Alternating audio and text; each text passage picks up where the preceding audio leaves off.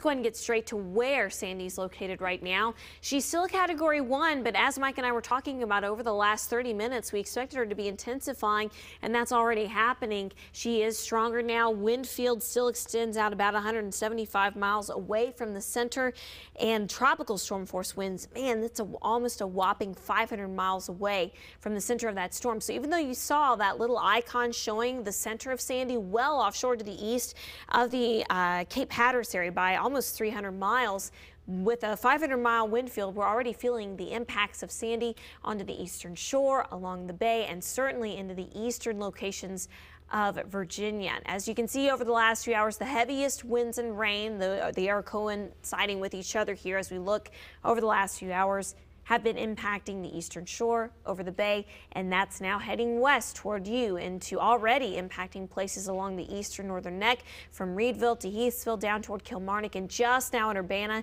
So as you see the rain pick up, the winds are as well. They come hand in hand with each other.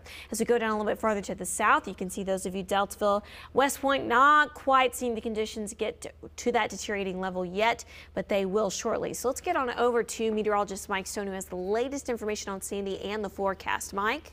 The 5 o'clock advisory came out from the National Hurricane Center, and one piece of bad news is within the last 3 hours, Sandy has gone from 75-mile-an-hour winds to 85. So it's still a Category 1 hurricane, but it has strengthened in the last 3 hours. The landfall is still slated for later on today into tonight, so maybe about Cape May or Atlantic City, New Jersey around 11 o'clock.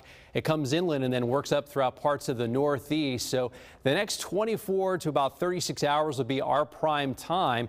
In fact, later on today into this evening is going to be when the worst of the storm is. Right now, most areas the winds aren't too bad. We're close to 30-mile-an-hour gusts in Richmond, about 45 in Norfolk, but those will increase today. In fact, we'll have some wind gusts within any area that you see here in yellow on the high wind warning, potentially over 55 miles an hour, and we'll probably have some gusts over 60, the northern neck and middle peninsula. We see this wind advisory south and west of the metro. We'll still have some gusts there near or above 50 miles an hour. So for today, that rain that Carrie showed you will work westward, so we'll start to see heavier rain within the metro area. So winds and rain will increase. The strongest winds will be late today, and tonight we'll have widespread high wind gusts, and then tomorrow we'll gradually see things improve south to north as the day progresses. More on your forecast coming up in just a few minutes. Carrie? Okay, thanks, Mike. And we will walk you through the timeline of when things will get better. There are some beautiful days coming up at the end once we get past the storm system. We have a rough couple of days to get through before we can see a beautiful end to our week. I'll send it back